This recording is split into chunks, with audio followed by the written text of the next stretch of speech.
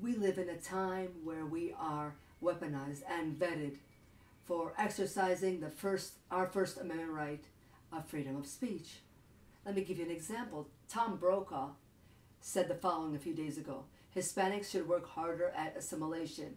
Lock him up and keep the key. He was scrutinized and backlashed by the Hispanic community as well as NBC.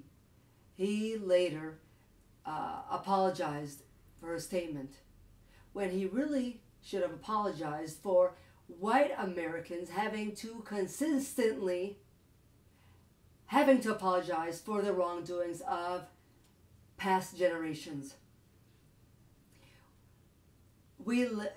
Now more than ever, it's important for us to be inclusive, unified together underneath this one umbrella of Americans. Just as Martin Luther King has said, we should be judged by not the color of our skin, and let me add to that, not our religion, not our race, not our gender, but by our character. That brings me to, and it is important that we seek the truth now more than ever. That leads me to a blog post that was an article that had said that the blog post came from American Conservative. So let's get to it. I'm a white guy. I'm a well-educated intellectual who enjoys small art house movies, coffee houses, and classic blues. If you didn't know any better, you probably mistake me for a lefty urban hipster. And yet, I find some of the alt-right stuff exerts a pull even on me, even though I'm smart and informed enough to see through it.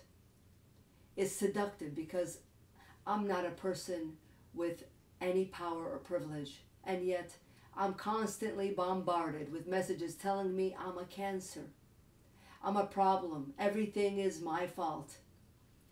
I am very lower middle class. I've never owned a new car and do my own home repairs as much as I can to save money. I cut my own grass, wash my own dishes, buy my clothes from Walmart. I have no clue how I will ever be able to retire. But oh, brother, to hear the media tell it, I'm just drowning in unearned power and privilege. And America will be a much brighter, more loving, more peaceful nation when I finally keel over and die.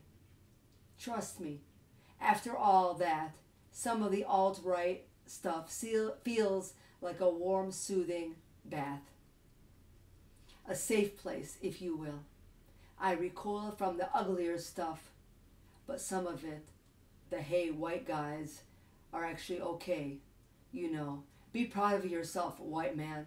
Stuff is really very seductive, and it is only with some intellectual effort that I can resist the pull. If it's a struggle for someone like me to resist the pull, I imagine it's probably impossible for someone with less education or cultural exposure.